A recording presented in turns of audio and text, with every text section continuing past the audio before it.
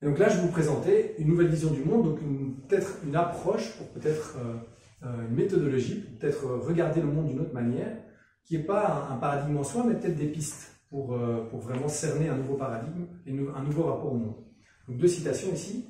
Notre capacité à créer des mythes est peut-être notre rôle clé dans la danse de l'existence. Ça, c'est Bernard Kastrup, un chercheur, un philosophe qui est aux Pays-Bas. Et alors ici, Carl Jung, un psychologue, psychiatre que j'apprécie beaucoup. Autant que je puisse en juger, le seul but de l'existence humaine est d'allumer une lumière de sens dans l'obscurité du simple état d'être. Donc c'est vraiment reconnaître en fait que ce qu'on est en tant qu'humain, c'est qu'on ne peut pas vivre sans sens. On donne toujours un sens aux choses. C'est impossible de vivre sa vie sans donner un sens aux choses. Premier élément, c'est la philosophie Yolon. Et ça, c'est une philosophie qui vise à voir la manière dont se structure l'univers, qui part du principe qu'en fait, l'univers se structure en parties qui forment un tout, et ce tout est lui-même une partie d'un tout encore plus grand. Alors ça, c'est hyper intuitif, hein, puisque la science ne dit pas autre chose. Hein. On voit bien que voilà, des atomes s'agencent en molécules, et puis des molécules des agencées d'une certaine manière, ça fait une cellule, et puis la cellule, vous la mettez ensemble comme un puzzle, vous l'assemblez, ça forme un être humain, ou des plantes, ou des animaux. Seulement, le seul problème, c'est qu'est-ce qui se passe quand vous mettez tout un groupe d'humains ensemble? Ça donne quoi? Comment on appelle ça? Donc, là, vous avez un petit problème, c'est qu'on voit bien que l'univers se structure comme ça, et en même temps, qu'est-ce qui pourrait émerger d'un collectif d'humains? Alors, on a notre vision matérialiste, voilà, par exemple, donne aussi des caractéristiques aux choses. Donc, par exemple, l'atome, on va dire qu'il est non conscient, non intelligent. La molécule, pareil, non conscient, non intelligent. La cellule aussi, non conscient, pas vraiment intelligent. Hein. On part du principe en science que c'est quand même des trucs un peu déterminés, quoi, qui n'ont pas un libre arbitre. Voilà. L'animal, conscience, hein, on le reconnaît, puisqu'il est un peu comme nous. Il a des yeux, il a une bouche, voilà, on peut plus ou moins s'identifier. Et on va dire qu'il est relativement intelligent, puisque l'humain part du principe que intelligence, c'est quelque chose, c'est autoréférentiel, c'est-à-dire qu'on s'autodéfinit comme intelligent, et puis tout ce qui est à notre niveau, ben, on dit que c'est intelligent, tout ce qui est entre guillemets pas à notre niveau, on considère que c'est pas intelligent. Donc l'humain, conscient et intelligent, ça on part du principe que c'est comme ça. Et puis après, ce qui nous dépasse, on appelle ça écosystème, on appelle ça biosphère, société, civilisation, sauf que ce ne sont pas des termes qui impliquent quelque chose qui a une intelligence ou une conscience propre.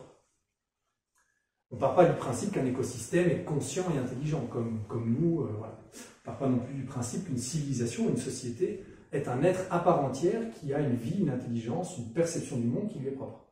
Mais c'est quand même étrange, puisque l'univers, jusqu'à un certain point, est entre guillemets con, et ensuite, pour tout d'un coup, paf, l'humain apparaît, tout d'un coup l'intelligence est là, la conscience est là, génial, et puis hop, au-delà de l'humain, ça disparaît de nouveau, l'univers retourne à l'état de...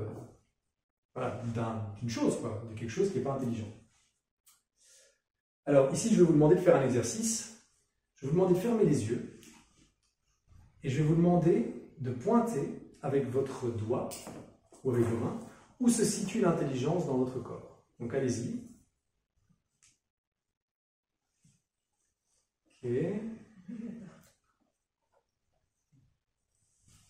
Alors, parfait, il y en a... J'ai vu des personnes qui pointent vers leur cœur, très beau, d'autres vers leur tête, d'autres à plusieurs endroits. On va revenir vers ça un peu plus tard. Mais merci beaucoup pour cet exercice, c'est très intéressant. Deuxième principe, le principe de correspondance. Et ça, c'est le deuxième principe dans la philosophie hermétique, dans le Kybalion, c'est l'ouvrage de référence, et qui se traduit par ce qui est en haut est comme ce qui est en bas, ce qui est en bas est comme ce qui est en haut. Moi, je reformule simplement en disant ce qui est à l'intérieur est comme ce qui est à l'extérieur, ce qui est à l'extérieur est comme ce qui est à l'intérieur.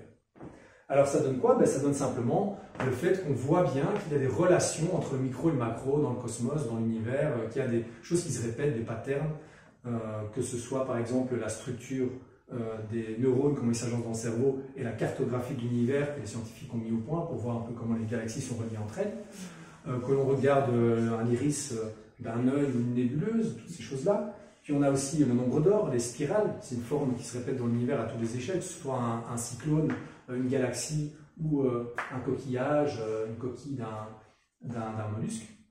Vous avez aussi la géométrie sacrée ici, la fleur de vie et la multiplication cellulaire dans le ventre, donc un fœtus.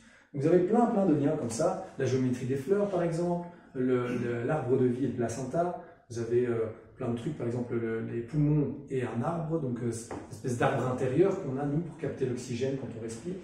Donc, et puis enfin, le principe des fractales, tout simplement. Les mathématiques fractales, c'est quelque chose qu'on retrouve partout, tout le temps dans l'univers. Et comment utiliser donc cette espèce de sagesse, de se dire l'univers en fait répète des choses comme ça, il y a une trame qui relie le micro et le macro. Comment est-ce que ça s'applique à nous et à notre évolution?